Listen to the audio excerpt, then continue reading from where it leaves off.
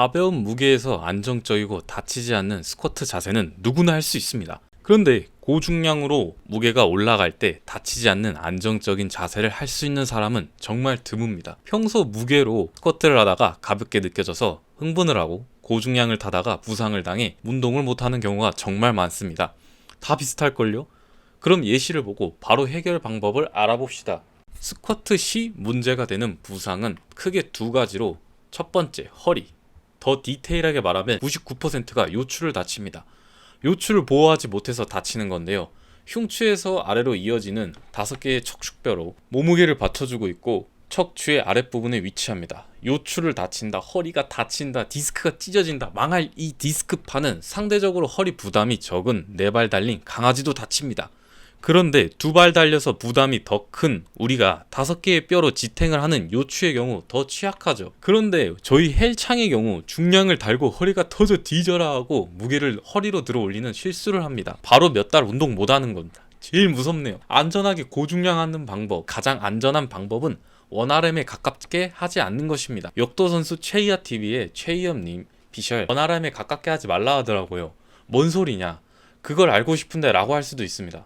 그런데 역도 선수나 리프팅 선수도 아닌 일반인이 굳이 자세가 깨지는 고중량을 할 필요가 있냐는 겁니다.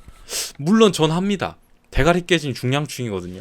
그래도 한다고 하면은 두 번째, 과신전 방지, 굿모닝 방지. 대부분이 허리가 말리거나 과신전 되는 게 다친다는 것을 압니다. 중량이 올라감에 따라 컨트롤이 안 된다. 고중량을 하기 위해 로우바를 선택했는데 로우바에서 상체각이 무너져서 굿모닝 스쿼트에 하중이 다 허리로 간다. 요추 바사삭. 제가 이걸로 허리를 3번을 다쳤어요. 상체 컨트롤이 안 되는 경우, 무너지는 경우 로우바를 버려야 합니다. 진짜 단단한 디스크지 않는 이상 이런 스쿼트는 결국 다칩니다. 상체각을 유지하지 못한다면 하이바 스쿼트를 하는 게 더 좋습니다.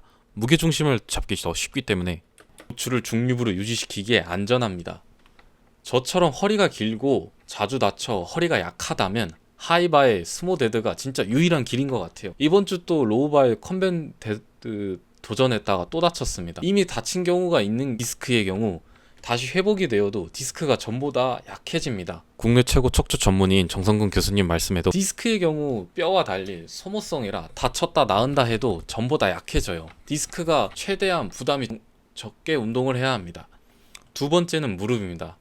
사실 무릎의 경우 스쿼트 시 무릎이 먼저 나가서 다치는 경우 내려갔다 들어올리다가 무게중심이 흐트러져서 하중이 한쪽 무릎으로 쏠려서 다치는 경우 크게 두 가지가 있죠. 첫 번째는 되게 쉽게 고관절을 살짝 접으며 무릎과 동시에 내려가면 쉽게 해결됩니다.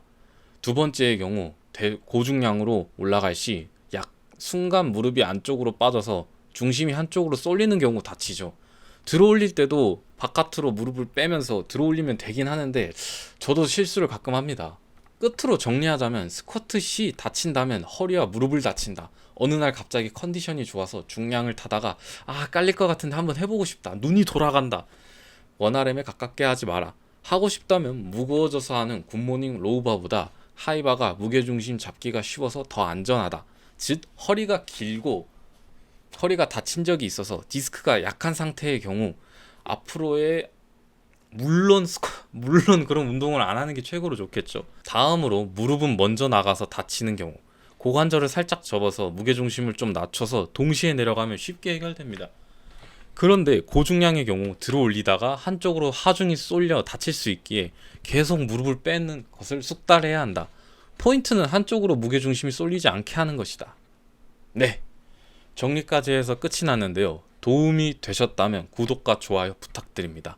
제가 생각과 경험만 말하는 것이 아니라 역도 선수나 리프팅 선수의 정보와 팁, 책이나 논문을 바탕으로 해서 앞으로도 여러 영상을 올리겠습니다. 한 달 동안 프로그램 돌린 운동일지 영상도 있는데 아래 댓글 링크로 관심 있다면 한번 봐주세요. 그럼 안녕.